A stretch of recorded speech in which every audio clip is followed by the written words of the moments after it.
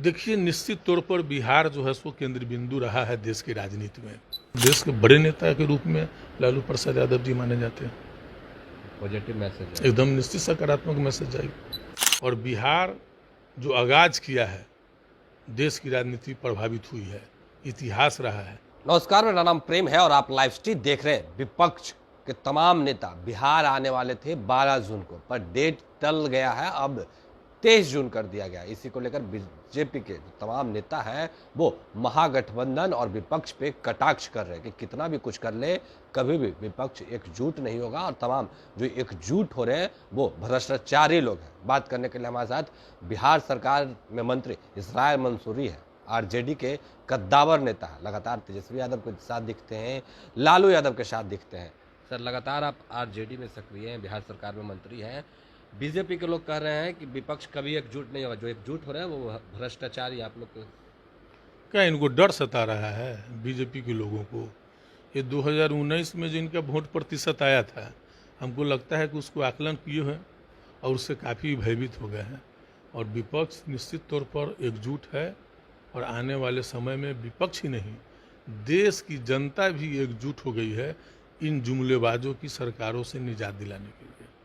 क्योंकि इन्होंने जो वादा किया था देश के भोले भाले बेरोजगार नौजवानों के साथ, गरीब किसानों के साथ, छात्र के साथ, ये धोखा करने का काम किया है। इन्होंने महंगाई कम करने की बात की थी, इन्होंने रोजगार देने की बात किया था। इन सब मुद्दों पर देश की जनता जो है जिनके साथ खड़ी हो गई थी और एक बार नहीं दूसरी बार खड़ी हुई, इनको मदद करने का काम किया। लेकिन देश की जनता अब समझ चुकी है ये जुमलेबाजी करते हैं। और रह गई भ्रष्टाचार की बात, तो देश की जनता ये जान चुकी है कि किस तरीके से दर्जनों लोग देश के हजारों करोड़ रुपया लेकर के भाग गए और चौकीदार सोया रहा। इसलिए देश की जनता समझ चुकी है 2024 में इनकी विदाई होगी। आप लोग विदाई की बात कर रहे हैं, पर बीजेपी के लोग कह रहे हैं कि जो जितने भ्रष्ट लोग हैं वो तमाम भ्रष्टाचारी एकजुट हो रहे हैं। अच्छा, तो भ्रष्ट लोग कह रहे हैं तो इन्हीं के ना सरकार में जो है सो भ्रष्टाचारी पैसा लेकर के विदेश भाग गया, इन्हीं के समय में न सब हुआ है। और क्या कहते हैं कि पूरा जितने भी सरकारी संस्थाएं हैं सबका निजीकरण ऐसे ही कर रहे हैं। इनको सनक चढ़ा हुआ है। इनके जो है सो 2 मित्र हैं जो गुजरात से हैं और लगातार जो है सो कि उनको सारी चीज़ों को सौंपने का काम कर रहे हैं। इनको सनक चढ़ गया हुआ है कि उसको कैसे अपने मित्रों को देश दुनिया का सबसे अमीर व्यक्ति बनाए, यही काम में लगे हुए हैं और दूसरा कोई काम तो ये लोग कर नहीं रहे हैं।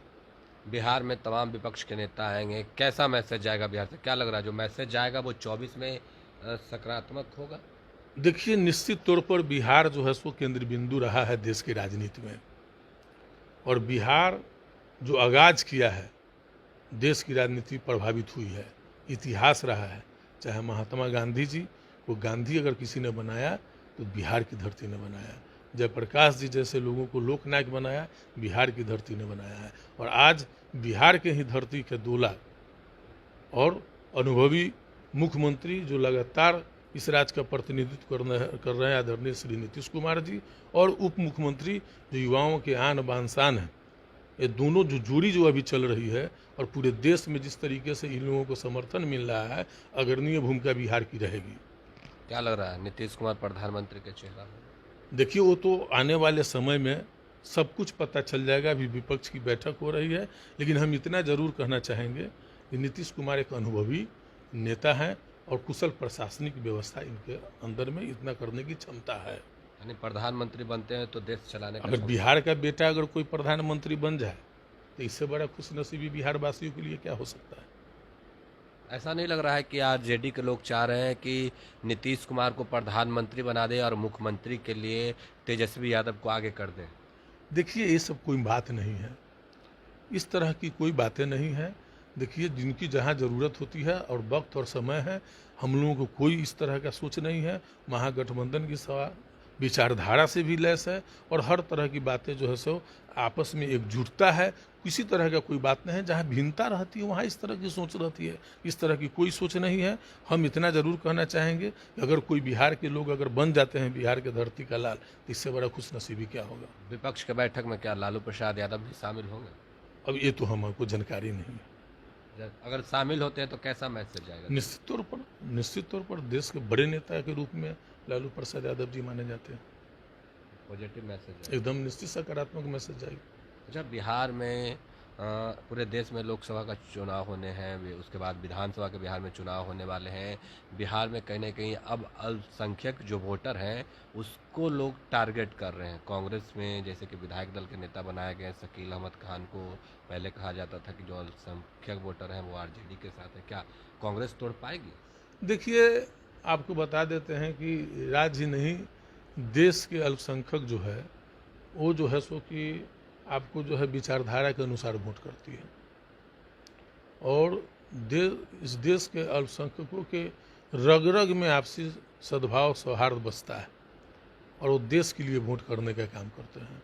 जो नफरती ताकत है उसके खिलाफ वोट करने का काम करते हैं। और जो लोग भी है जो समाज में झंझट पैदा करना चाहते हैं, समाज में बेनवस्था पैदा करना चाहते हैं, वो उसका विकल्प देख करके वोट करने का काम करते हैं। बिहार में अल्पसंख्यक वोटर किसके साथ? निश्चित तौर पर आज हमारे माननीय मुख्यमंत्री श्री नीतीश कुमार जी और माननीय उप मुख्यमंत्री श्री तेजस्वी प्रसाद यादव के प्रति तो आस्था है ही है। आरजेडी और कांग्रेस महागठबंधन ही है, तो नहीं मतलब कि होता है ना, महागठबंधन क्योंकि कांग्रेस के भी जो लोग हैं वो तोड़ने में प्रयास पूरा कर रहे हैं। एक साथ है, अभी एक मुद्दे पर लोग हैं, एक विचारधारा को लेकर के चल रहे हैं। इसमें कांग्रेस और आरजेडी और जेडीयू का क्या मतलब होता है?